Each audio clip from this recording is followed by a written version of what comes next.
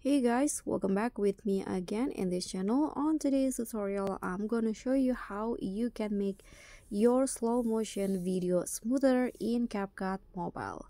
So here I've already imported a video to CapCut with normal speed, and I want to have this video to become a slow-mo video but smoother. So what you need to do if you want to do the same is click on the video, go to speed, choose normal, and here drag the circle in here to the left. Depends on how slow you want the video to be. I'm going to go with 0.5 times. Now here click on this box and choose better quality.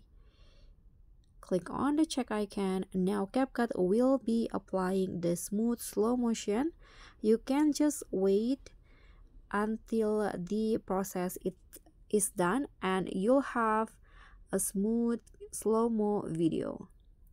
So that's all from me. Thank you so much for watching. Please don't forget to subscribe, click on a like, leave a comment if you have any question, and also click on the thanks. Thank you.